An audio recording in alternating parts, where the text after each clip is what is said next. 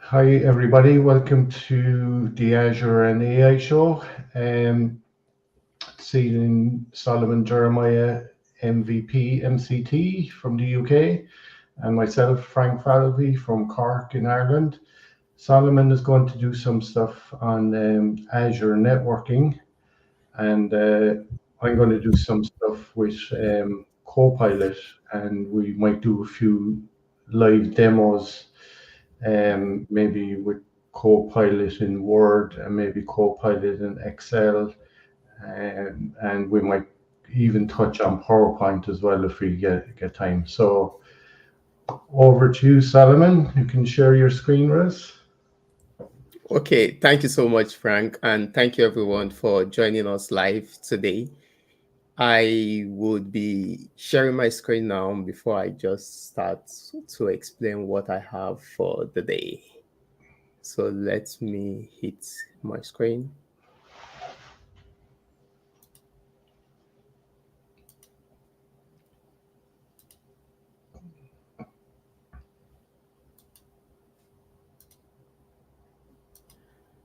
Correct. I guess you Yeah, should see it now. yeah. There we go. I can see it there now, Solomon. Okay, great. So today, what I want to be talking about is going to be around the network interface. And last time, I think that was 2 weeks ago, I spoke about how we could upgrade our IP address from the basic to standard. And today, I just want to talk about the network interface. So recently, I've been having conversation around network, and that conversation has been also with friends, colleagues, and just and also people I mentor. So I just felt I had a conversation with network interface, and I felt I should just talk about the network interface. So when we are referring to network interface, I always try to also give example with physical stuffs that we are familiar with. And if we're also referring to network interface, we have it on our device. And what the network interface actually does, it holds our IP address.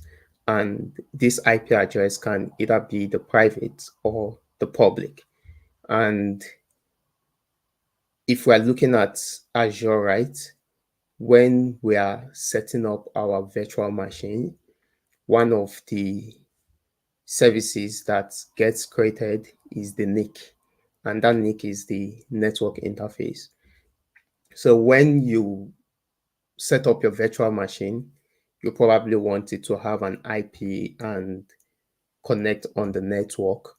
And once you're doing that, what you would probably be setting up as well is the network interface. But when you are creating a virtual machine, there is something that I always tell people that you need to understand as well. And what you need to understand is if you have an existing network interface, you would not be able to attach it to a new VM that you're creating. So that's something you should also note as well when you're creating the network. That's the NIC, right? So what I'll be doing today is I would be creating a network interface. I already have some that I created previously. So I'll be creating a new network interface. And when I create this network interface, I would just try to show you some of the changes you can make with the network interface. And I would as well just show you how we can attach this network interface to our virtual machines. So right here, my portal, I have this network interface, and this network interface, I I created it while I was creating the VM, or I would say the VM I was creating created this network interface. So I did not want to spend time creating a VM. So I created a VM before the event, and this is the VM I created. So this VM I created, it created a network interface for me. So let's see what the network interface look like. So right now, you would see this VM is running. So I would try to explain. I will probably have to shut it down when I get to the parts where I need to shut it down. So, but if we come to the network settings, so if we come to the network settings, we would see that we can see the network interface. And when we look at the network interface, we can as well see the NSG connected to it. That's the network security group, where we have different roles. So now looking at the network interface, we can conclude just by looking at it from here that we have our IPs attached to the network interface. We also have our network security group attached to the network interface. When we also look at the VM network settings, we can see that we have options where we can as well attach another network interface, and we can as well deattach the network interface that is connected to our virtual machine. So how do we make changes to our network interface? But before then, we can as well just click on this. Most times I just like to click on this to see stuff. So if we click on this now, we can see what is actually happening here. So we can see we have our VM running, we have our network interface connected to the VMs, then we have other stuffs like our IP connected to the network interface. We can as well see our network security group connected to the network interface. So what I would do, I would go back to the network settings, and I want to click on the network interface now. So we just go there. But before I do that, let me just stop the VM from running. So I'm going to stop this VM from running, and then I'll come to network settings and then click on this. Now, I could as well just search for the network interface and check the network interface I've created and then select this. But this is another way I can select this. So once I select the network interface, there are a few things we're going to see in the overview of the network interface. And if we're looking at the overview of the network interface, we would see that we can see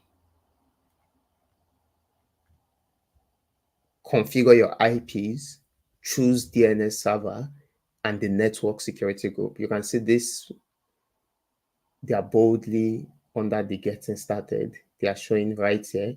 And then we can see we have the option to edit the accelerated network. So just in case you don't really know what the accelerated networking is doing, is basically just going to reduce the latency of your network. So it gives you low latency. So if you probably read more, is more like when we have the vSwitch and the network interface is just skipping the vSwitch and connecting to the functions itself. And this would as well improve our network performance. But then if we don't turn it on, it doesn't mean our network will not work well. It's still going to work well, but then it's always good to go get something good. Let me put it that way. So, and if you turn it on, you're not paying anything extra for turning it on. So it's just a way to improve your network. So from the network interface, we have options to just click here and we can choose to disable it and maybe use the automatic or leave it as enabled. So I will just cancel that. So the next thing the few things I just want to touch on the network interface is the IP configuration. So when we create our virtual machines, we have this created automatically, except we use the CLI command to assign a previous network interface to the VM while we are creating it. But if you're creating it from the portal, you don't have the option to assign it to a previous network interface. If we have this created now, probably we have the default. One thing I always explain to people when I am trying to take them on cloud computing is networking. And when I'm doing the explanation for networking, I always try to, raise some questions and try to answer them before we get to virtual network, because I start with like the physical network. And one thing you would know, or you should know, is when we create a network like the physical network we have in our environment, we always skip the first IP and the last IP. So now, why do we do that? The first IP is for the network, that's the network ID, and then the last IP is the broadcast. So when you probably have like a side annotation and you're trying to calculate usable IPs, you would always have that -2 to subtract those two IPs. So that means if I'm using a /24 side annotation, right, or network, it simply means I would have like 256 IPs, and then the usable IPs will be like 254. I would have like 254 to use. But now, when we are in the cloud, it is different. And then another thing I want to also mention before I answer the both questions together when I'm talking about the network in the cloud is when we have a network and then we create subnets in our physical network environment, we have to set up a routing method so that the different subnets can communicate with each other. So if you have the first network, you have the second, or the first subnet, you have the second subnet, you need to set up a routing method for them to communicate. So now, I said two things now.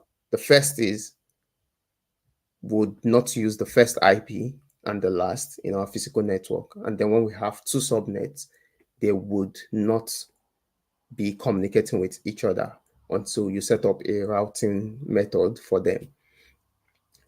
But in the cloud now, in Azure, when we set up our virtual machines, we always have like 5 IPs that are reserved.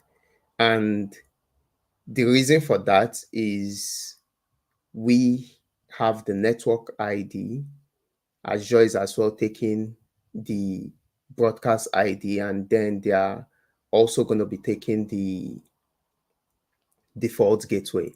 So for every subnet you create, you would probably see that you're not going to be having those IPs. Those reserved IPs would always be taken out of each of those subnets. So what this is actually doing for you is, by default, you already have like a default gateway that will be routing traffic between the subnets that you're setting up in the cloud. So the cloud is, Azure Network is already helping you handle all of that. So for this particular VM I created, most times when you create a VM, you will see that the IP for the first VM when you create it is probably going to be taking the number 4. Let me just use it like the fourth IP for the range you'll be using. So the reason you're seeing that happen is because of the reserved IP that is being used. So what if I probably want to set up like a static private IP, or I prefer a particular IP that I want to assign to my virtual machine? I can always come to the network interface. And when I come to the network interface and come to this configuration, I have the option to click on it, and then I can actually change my IP. So right now you can see this IP is on dynamic, the allocation. What I can do is I can change it to static. And when I change that to static, I can as well select another IP for it. So if I choose to probably use this number, probably because I love 80 now, I was okay, I'm selecting 80 and I want my IP to be static, I can just do that and save this. So now this has been done. I can as well come here if probably I don't want this virtual machine to be accessed from the internet. I can choose to remove the public IP or assign a new public IP. So you can see that I have my public IP added to my VNet from here. So you can see I can see other public IPs and I can choose to choose the public IP I want. So you can as well go to the public IP and deassociate it from the NIC, but then you have the option to also change the public IP or just create a new public IP. So that is for this place. And if you look at this part, you can see that here we have this place grayed out and we have primary type. So what if I want to assign multiple IPs to this virtual machine? Yes, I can do that. So I just need to hit add here. And when I come to add, I can just give this IP config. And when I give this IP config to, you can see it's now on the secondary. I can choose to say, okay, it should take a dynamic network IP from the virtual network, or I can choose to allocate this a static IP. So if I want to allocate it a static IP, I could as well just do this. So I guess this should be, so I could as well just, give this another IP. So now you can see I've assigned this another IP, which is a secondary IP. So what can I do again? I can as well change the DNS, but for this, right, you have some caution sign here when you're actually doing this.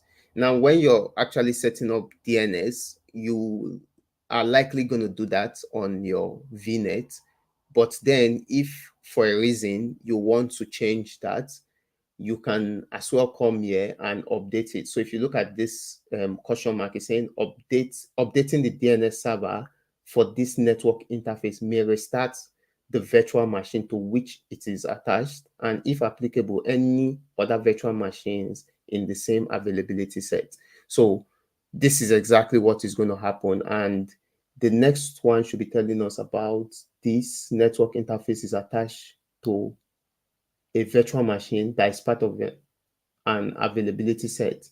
Remove the custom DNS servers on all network interface in the availability sets to inherit settings from the virtual machine. So these are just like the caution signs and what you need to do if you want to actually make these changes in terms of the DNS. So, but if you look at it right now, this is actually showing you that it is inheriting the DNS from the virtual network itself. So basically you can as well do the settings in terms of you have a DNS server, you created a VM and then you've set up that VM for your DNS server.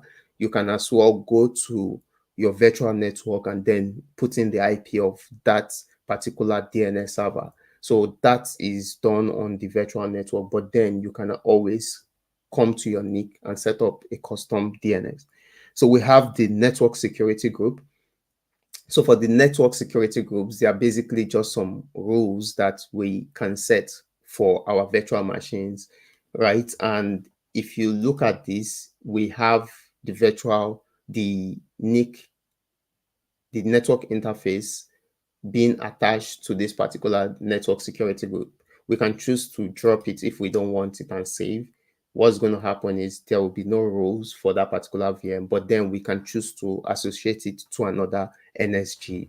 So we also have the properties here. Let me come here. So this is just for the properties of this nick. And if we probably just say we want to have insights, when we come here, we'll probably just get to see the network interface. And when you see the network interface, you would see the VM is actually turned off, but then you can see what is connected to it, the NSG, and then you would see the IP configuration and also the secondary IPI setup. So you will see that they are all connected to the network interface. So there are some other stuffs, probably when you're working with network pairings, you can as well check effective routes and effective security rules. You can check all of those on your network interface.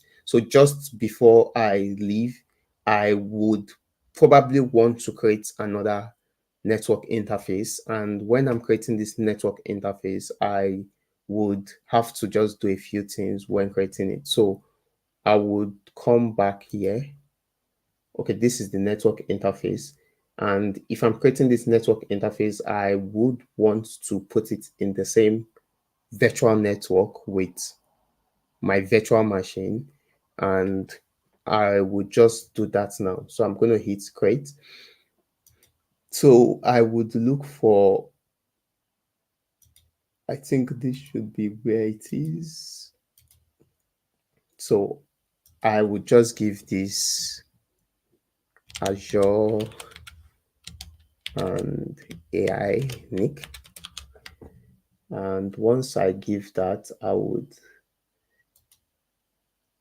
so this should be the, let me check. So I'm selecting the virtual network for my virtual machine. So that's what I just selected instead of creating a new one. So I'm just going to look for this. I will select this subnet one. The IP version, I would leave it on this, and I can come here and select static. So I can give this, and once I give this, I'll just say 87. And once I select this, I would go next. I don't need to create any tags. I will just review, and then I should create this.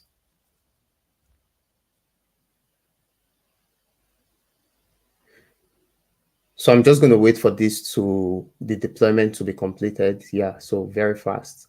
So this is the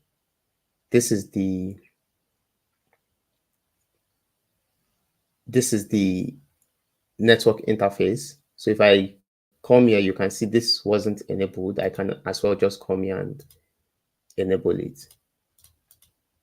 So that's what you can do when you create it. And if I go back to my virtual machine, let me just come here.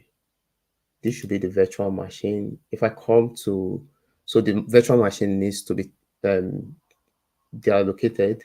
And then if I come to the settings, I have the option to attach the nick. So now you can actually attach more than one nick, that's the network interface, to your VM.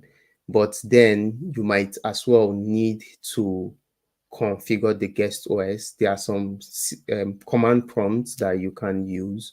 And once you use them, you can route traffic to the default gateway of the primary nick. Let me put it that way. So probably I have a network interface on the VM, and that network interface has a default gateway, and I'm adding the next one. I can route the traffic from the default gateway of the primary nick to this other nick. So you can just do the configuration on the guest OS. So it's something that can be done. So if I hit OK now, what is the error of virtual machine?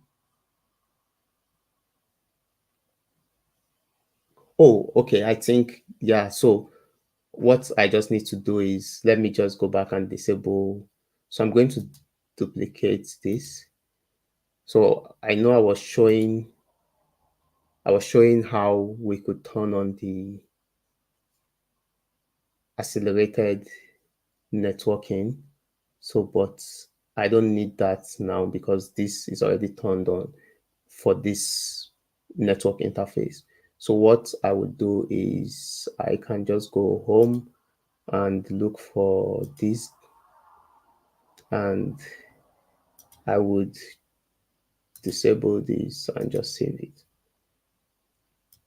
So what I would do, I'll come to attach.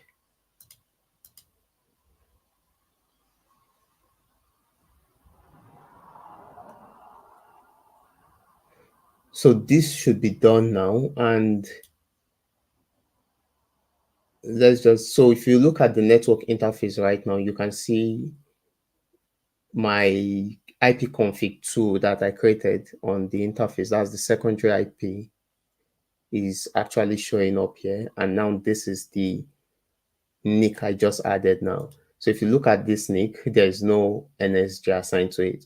So I can as well assign my NSG to my nick if I want to. But then if I come here, you can see the NSGs. The NSG is actually, that's the network security group, is actually assigned to this nick, and this nick also have a public IP. So what I can do is I can come, no, not that.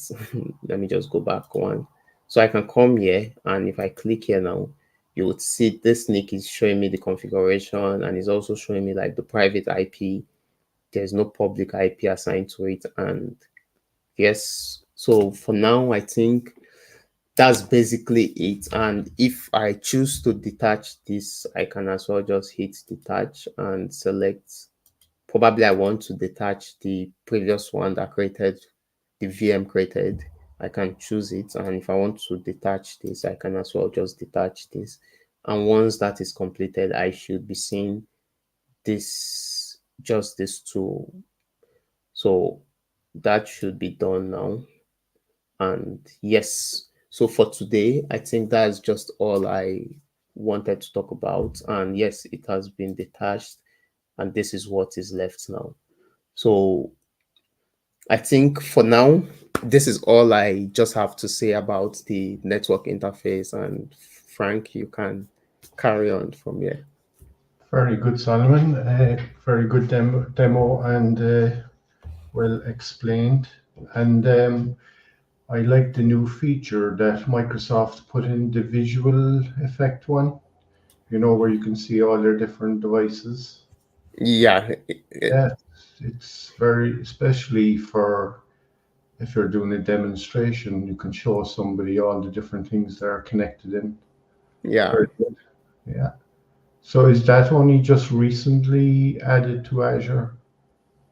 So I don't know if it was recently added because I've been using it, or sometimes I use the network watcher. So I can't recall, but I can always check that up. But I know I just always like to have an overview of what I'm doing, and for some reason I think I've been seeing it. Yeah, yeah, it's definitely very good for um, showing people, beginners, what's actually connected in the back end. Like, yeah. Yes, it's So actually great. very good, Solomon. Yeah. Um, so I'm just going to do some stuff there with Copilot if I can share my screen. Um, 1 second now. So I kind of done a small bit um, every week with Copilot in Microsoft M365. So, okay, 1 second now. You see my screen there, Solomon? Yes, I can see your screen. Okay. So, just one or two things that I was saying to Solomon there every time I kind of go on to Copilot, there's something new. So, if you can see this screen here, this is copilot.microsoft.com. And Yeah. yeah, so down the bottom here, I just see these three buttons. So the center one there is fast, balanced, and the other one then you click on that is creative. The other one then is precise. So just this creative one here, creative mode is used for conversational styles in Copilot in Bing. When you want to find the original image negative results, this conversation style will likely result in longer, more detailed response. That may include, we say, jokes, stories, poems, images. The creative mode is also how you can get, you can call on Copilot in Bing to build an AI-powered image. So that's the creative mode. The precise one there then uses a mode of conversation style in Copilot in Bing when you want to answer that are factual and concise. Under the precise mode, Copilot in Bing will use shorter, simpler sentences that avoid unnecessary details. So that's that one. The balanced one then, this one here, use the balance mode conversation style in Copilot in Bing when you want results that are reasonable and coherent.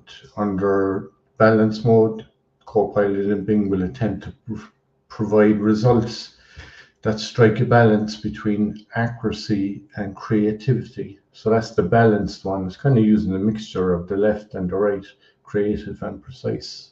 So that's that one. So you can see on the right hand side there, then it's got designer, vacation planner, cooking assistant, fitness trainer. So it's just like there's new stuff all the time. And the notebooks then as well up in the top there, you can see that's kind of another feature built into Copilot there. So I'm just going to working with Copilot, Microsoft 365, it's all about the prompts really, what you actually, what you put in, what you get out. So so the art of science of prompting, right? Microsoft has this stuff there on adoption.microsoft.com. So like, if you want to learn about projects and concepts, right? So this is kind of a prompt that you could put in. What is Project X? Who are the key stakeholders working on it? So, that's in quotes there. So that's a kind of a prompt that you put in if you want to ask about some particular topic, stakeholders are working on it. The other one below then, editing text, right? You could put something like, check this product launch rationale for inconsistencies.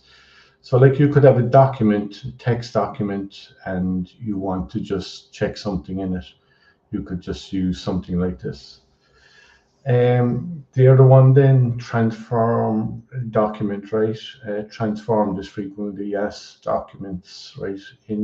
So this one is probably into 10 slides. So if you want to just make up the frequently asked questions document into 10 slides for onboarding guide, this is something that you could put in there. And the other one then here on the right, summarize information. You could write something like raise session abstract of a presentation. So like if you didn't want the whole presentation, you just wanted a summary, you could just write a line like that.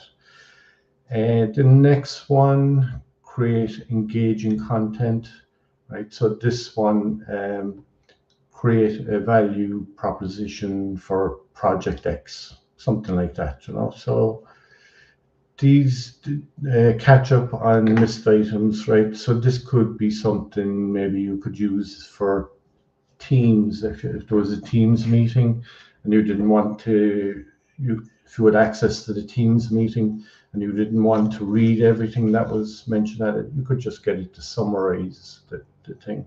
So that's kind of the prompting things. I'll just go on to the next one.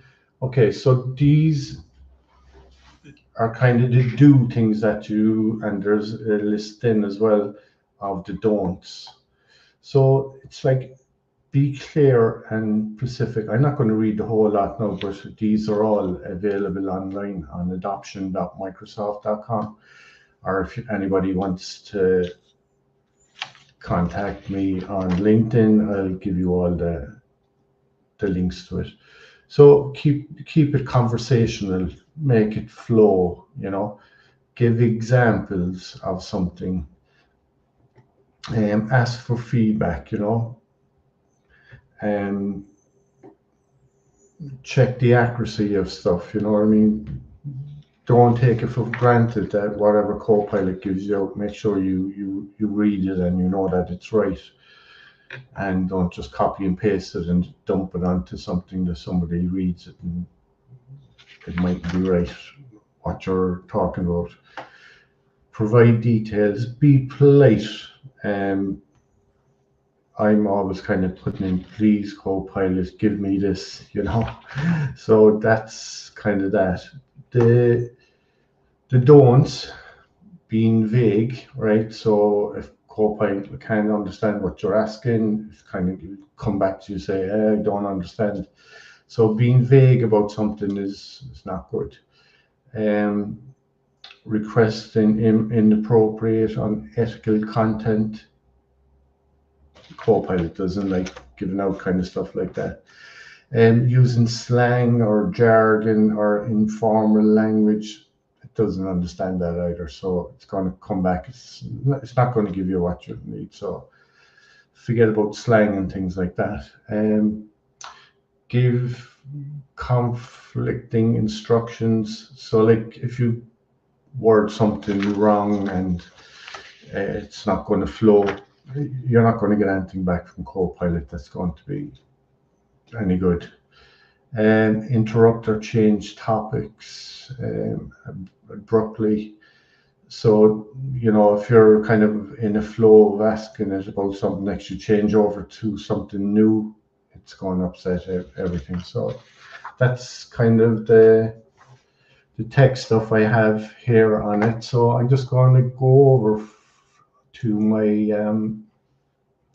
this is my M365, and I've just been using this for demonstrating stuff there with Copilot. And at the moment, Copilot is in it's only early stages, so there's a lot to come, So I'm just going to pop over here on the left hand side here. You can see all the things down on the left hand side: Word, Excel, PowerPoint, Outlook, OneDrive, Teams, OneNote. So I'll just pop into Word first because the first one on the list, and you can see down the end I've been doing a bit of stuff with it, kind of making up a bit of a cheat sheet there with some prompts and things like that. But I'm just going to go in here to a blank document here. And you can see up here on the top right hand side, there's the Copilot, and you can see it here on the left as well inside my document. It's fainted out here, but it says Alt+I to draft with Copilot. So if you wanted to make it draft. So I'm just going to type something there to get,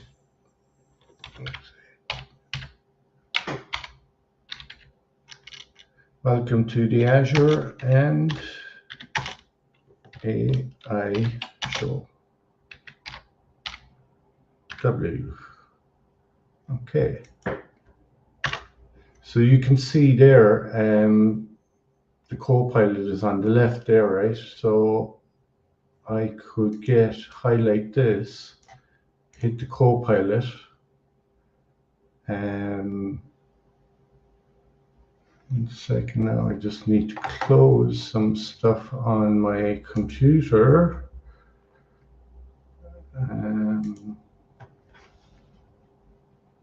Okay, so I'm just going to hit Copilot there and ask it.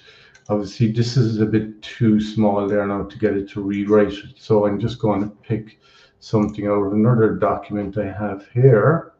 So this is about the prompts. So I'm just going to copy that out and put it back in here. So I'm just going to highlight this, right? And we're going to hit on Copilot. And you can see then when you hit on the Copilot, it comes up with rewrite or visualize as a table. So because we just have text, I'm just going to get it to rewrite it. So I'm going to hit on rewrite, and you can see Copilot is drafting and rewriting what I had up here. So as you can see, where is it gone?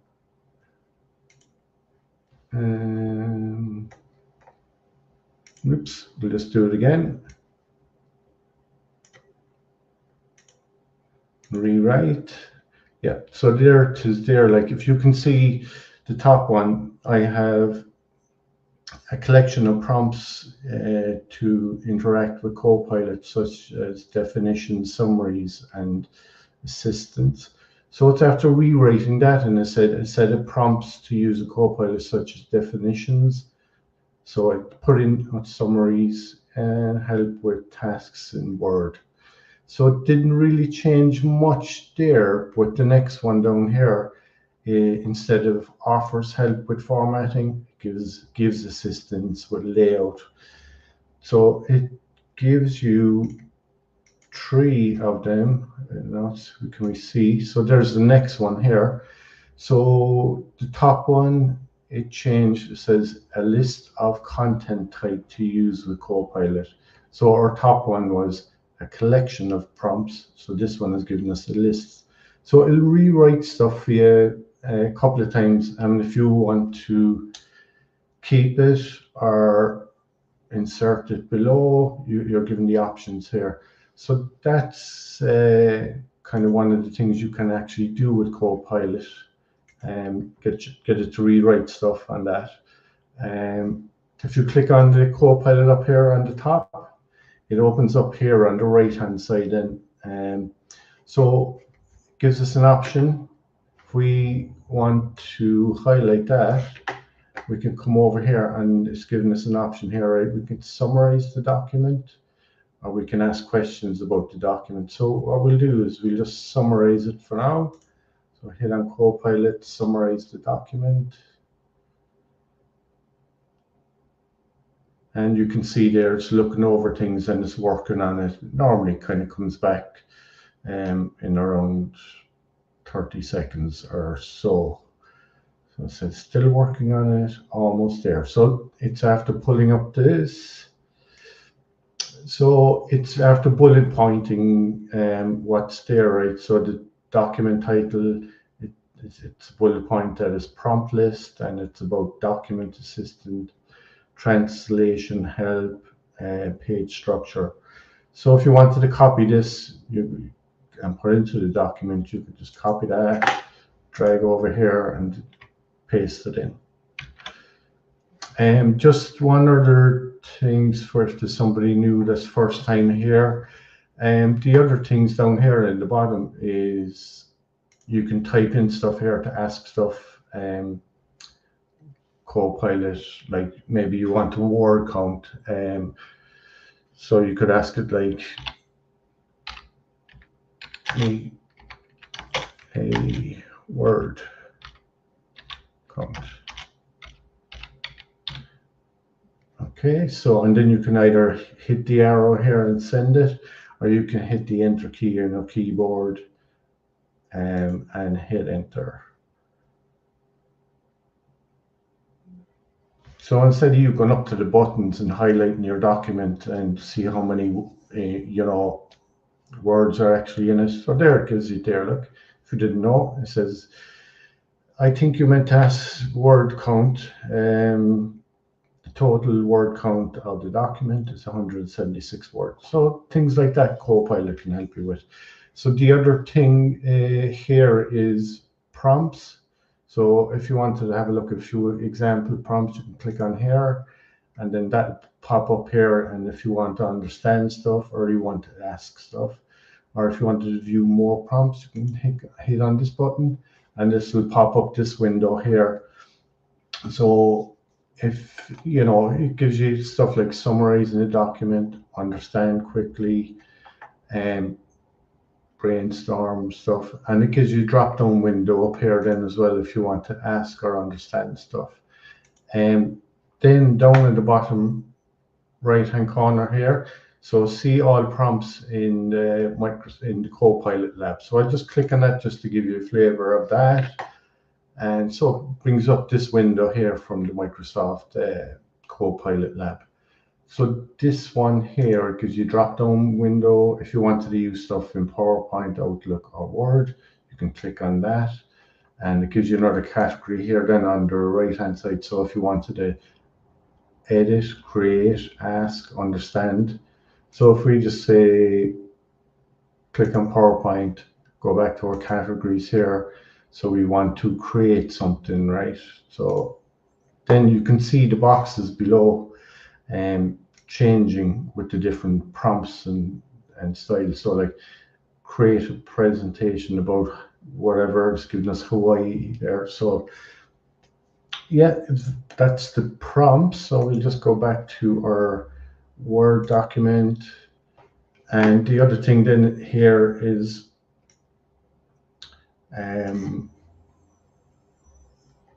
if you're working in Copilot here and you wanted your expand it,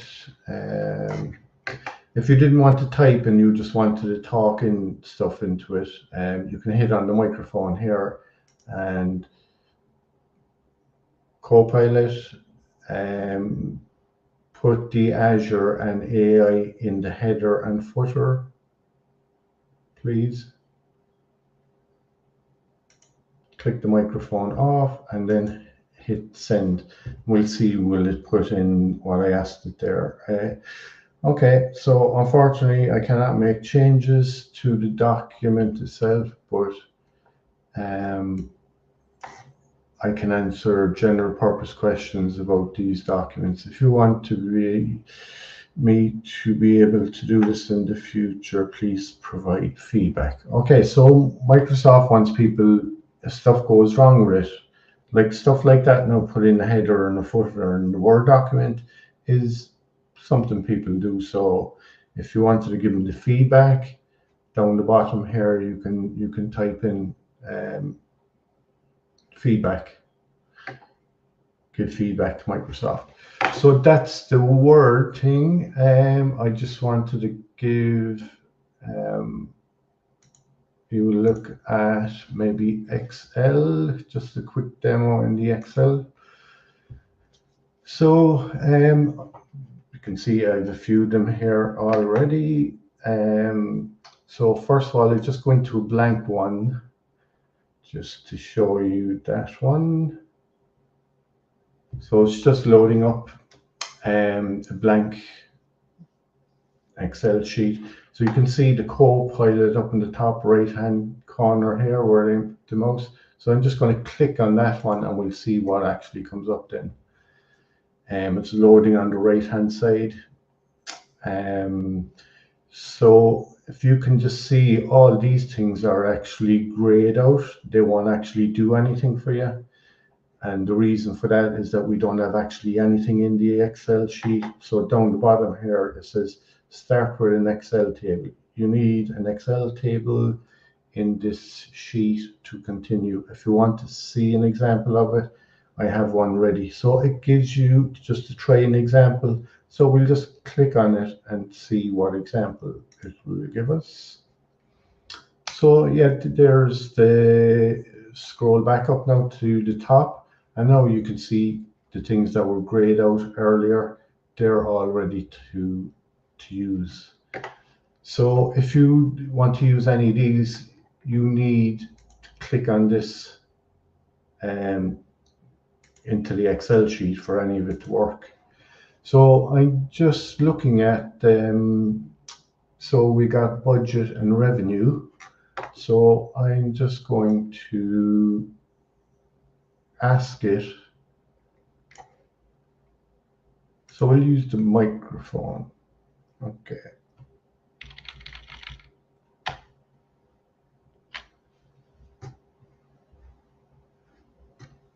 Can you give me a column with the profit from this Excel sheet?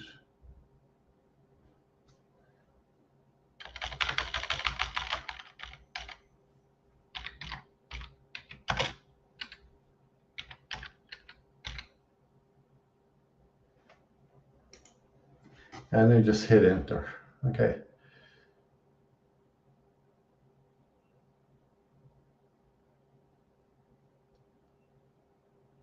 So it's generating a formula, and it actually will show you the formula then as well. So here's the formula on the right hand side. So it's got equals revenue, and then the budget. So if we want to insert it into there, so we can just click on that column. See, if we just hover over it without putting it in, you can see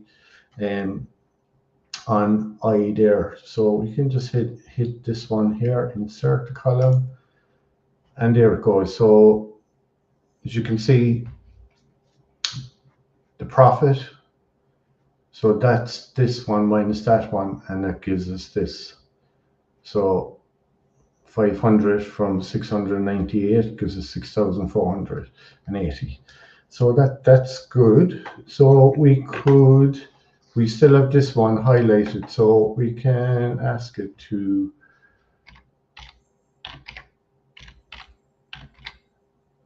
highlight any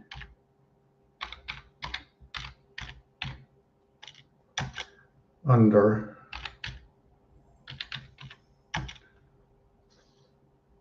we'll say 100 in green, and we'll see will that work, because we have something there in our column that's 12, and we'll see will Copilot do it. So it's understanding the data, it takes a couple of seconds, and so didn't do it. So it says, I'm sorry, but I can only apply formatting to columns within tables. Could you please specify which column? Okay. So if I copy that out again and bring it back down here in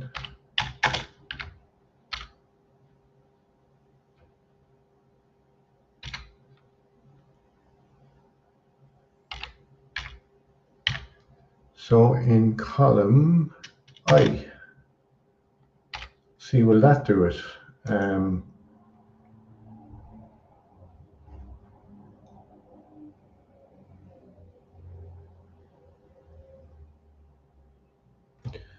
So making changes to the column. Okay, so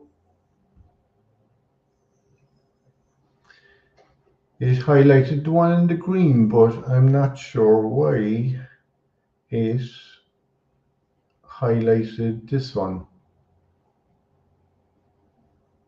So that's why I mean you need to check the outcome of it, that it's not exactly right here for some reason. So I'll be giving feedback to Microsoft on this one. And when you're giving feedback, take a screenshot so they can actually see what happened. and they can check under what's actually happened. So yeah, so I'm just going to give, because we're nearly up on the hour, we have 5 minutes left, the PowerPoint one. PowerPoint is quite good.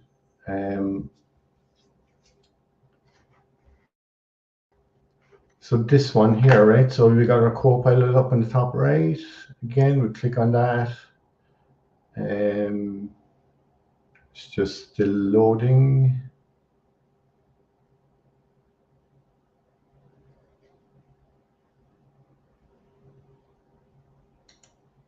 Okay, so there it always pops up here on the right anyway. So I'm just going to ask it. You can see here now we got our thing, right? So it gives us these options. So because we don't have a presentation, I'm just going to create a presentation. So it comes down here, create a presentation about, so what topic. So Solomon had networking, so maybe we'll put in Azure networking.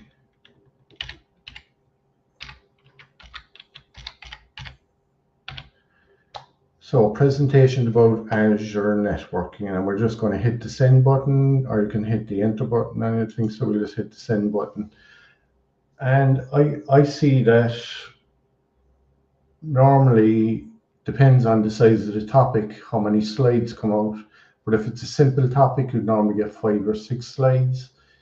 But I done one there last week, and I was surprised that it gave me 18 slides. So because Azure networking is a big topic, I'd imagine it gave us 17 slides. So, and took under a minute.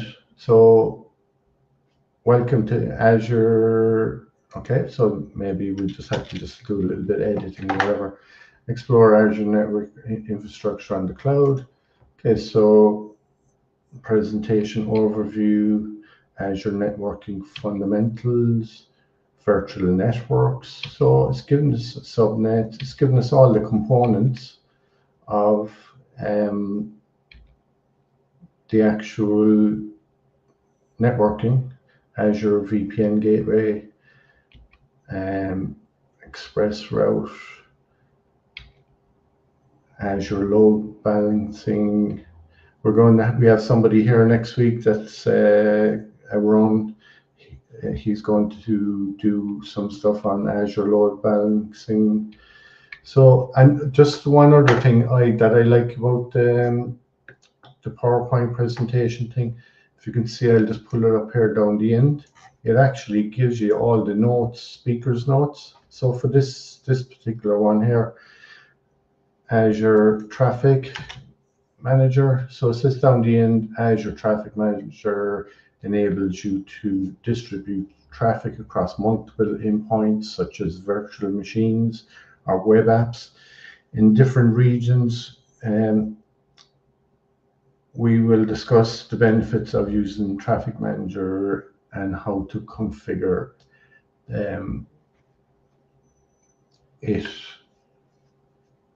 configure and manage it. So that's it for the PowerPoint thing there. That was only just a quick overview on it. So you can actually hit here up in the top slideshow. So it can actually, you can do it from the beginning. So I'll just do a quick one there on that. So it's coming in, it's nice. It's using a kind of a GIF sort of thing. So really cool slides on Azure networking. So that's it, Solomon, for this week. Great presentation, Frank.